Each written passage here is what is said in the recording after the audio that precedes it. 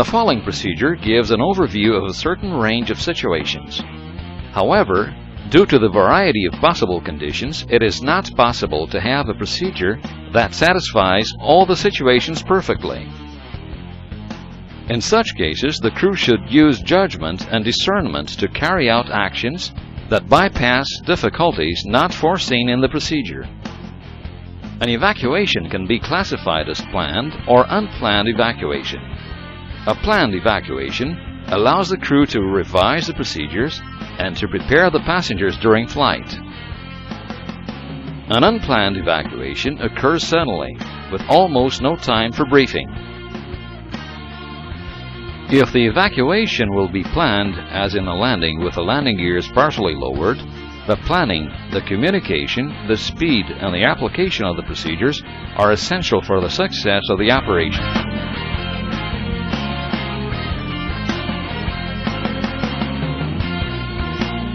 The pilot must contact the tower through radio to inform the nature of the emergency.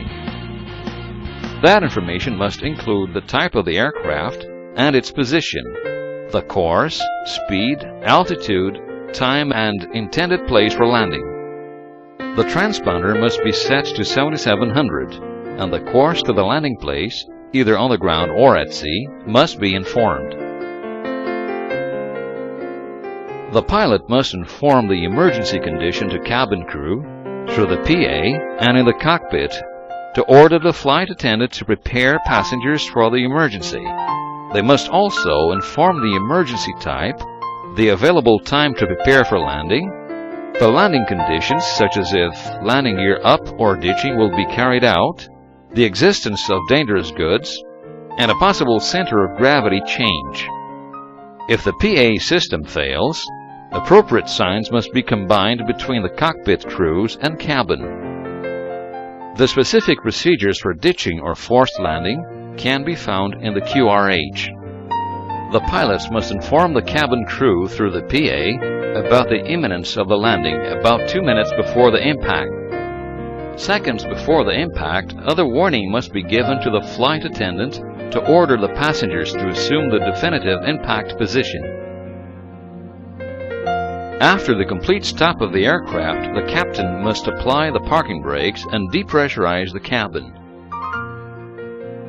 The captain must pull the fire extinguishing handles. To stop the APU, press the APU stop button. If necessary, discharge the engine and APU fire extinguishing bottles and turn off the electric fuel pumps. At this moment, the pilots must notify the cabin crew members to turn on the emergency lights, and the evacuation must be initiated. The non-flight pilot must notify the tower. After fire extinguishing agents discharge, in case of the fire alarm persistence, the fire must be visually confirmed by the crew or confirmed by requesting ground personnel's help. The cockpit crew members must identify which engine stays in fire. The associated exit door must not be used. Before leaving the airplane, the captain must turn off the batteries, and from this moment, the alarm system and the PA will be off. Before completing the QRH procedures, the captain and the first officer must put on the life jacket if the landing will be executed on water. The captain should go to the passenger cabin to assure the complete evacuation of the aircraft and to supervise the after-evacuation tasks.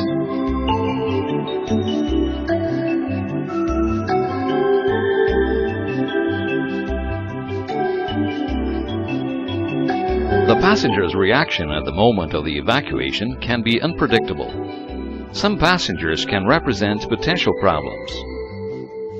In spite of all the cabin preparation, where the flight attendants have the primordial function to maintain passengers calm, situations can happen that passengers simply stay frozen in shock.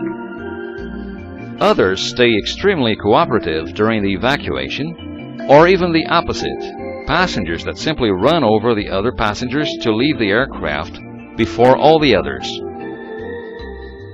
The flight attendant's leadership is decisive for the success of the evacuation. The lack of leadership on the part of the person responsible for the cabin can leave the gap for someone else to take over. This person may make wrong decisions and risk the lives of other passengers. After receiving from the captain the communication about the nature and conditions of the emergency, the flight attendant should check the procedures on the emergency checklist. All the lights of the cabin have to be turned on, and all the passengers must be awake for the emergency speech.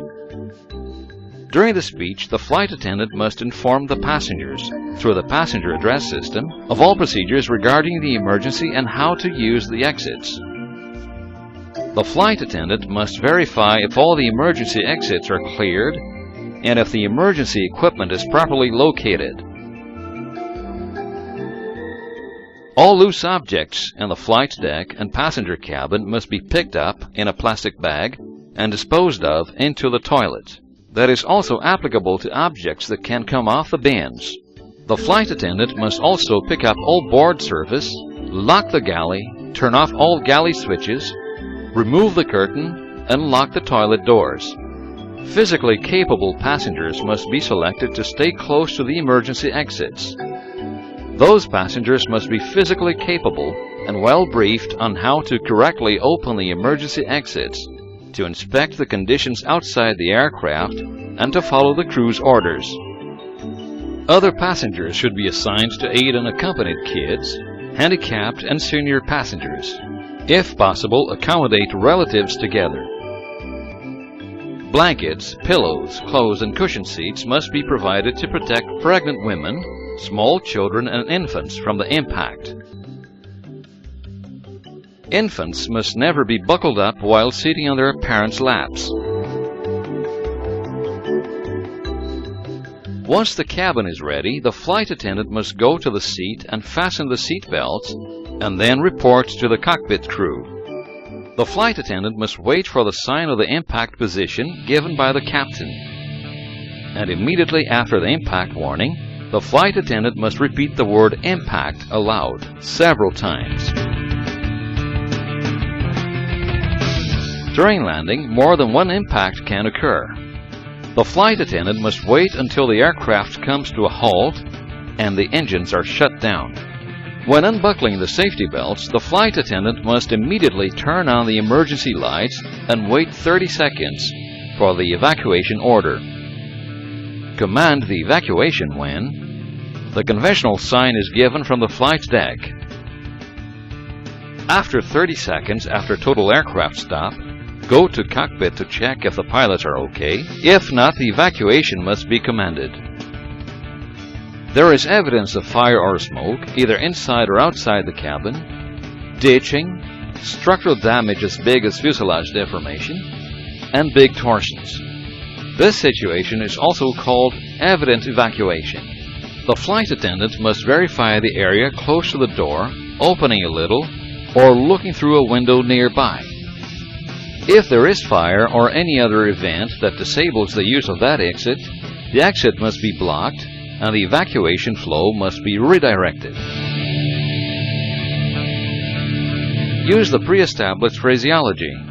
The use of the word fire can disseminate panic among the passengers.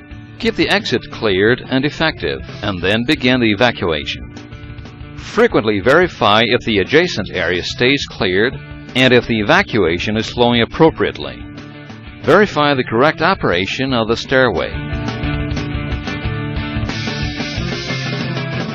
The passengers must be removed from the aircraft, and they can never return to the aircraft except if accompanied by the firemen or competent people to evaluate the situation. If the flight attendant's door is congested, she must order the last passengers to an exit less congested.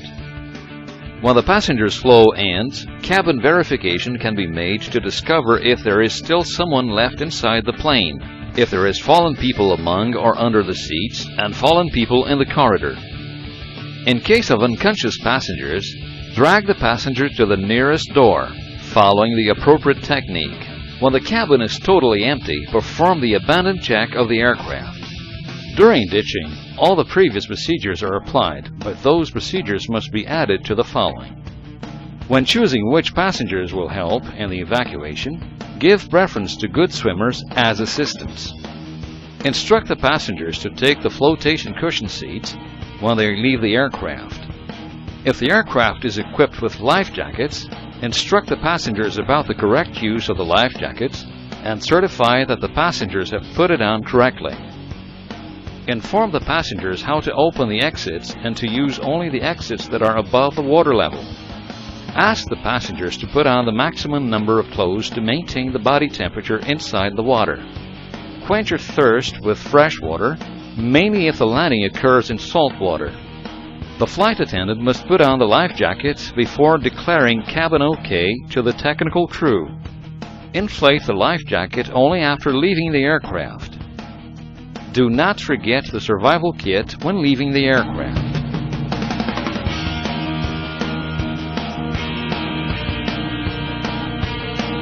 Unplanned evacuations happen suddenly without enough time for passengers and cabin preparation. Unfortunately, statistics have shown that unplanned evacuations occur mostly after emergencies, during an unsuccessful landing, or during an aborted takeoff. The unplanned evacuations are far more common than planned evacuations.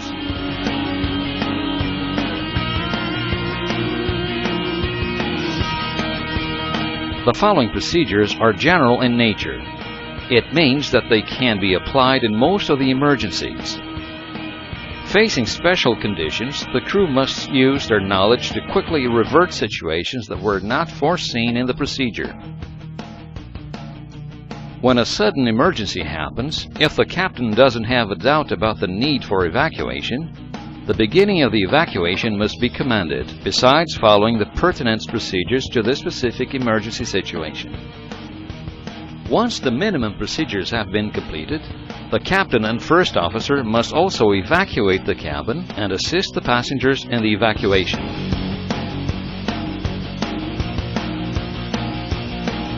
The flight attendants must perform the procedures as memory items to make a fast evacuation with summarized tasks.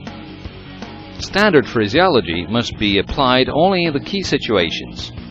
The flight attendant must, immediately after receiving the evacuation warning and after the aircraft stops, announce to the passengers that they should release the seat belts. Then, the flight attendant must verify if the nearest door is clear to be used and the external conditions are safe for evacuation. After that, announce to the passengers that they should run to the immediate evacuation exit. If the conditions allow, the flight attendant must open the door and stay close to it, informing the passengers that they should abandon the aircraft through the exit door. Once the evacuation flow has finished, the flight attendant must certify that all passengers have abandoned the aircraft.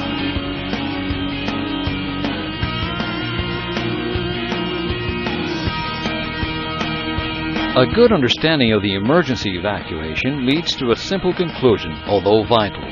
Evacuations are potentially dangerous events, constantly complicated by the environmental and structural factors, communication and deficiency coordination, anomalous behaviors, and deficiencies in the procedures.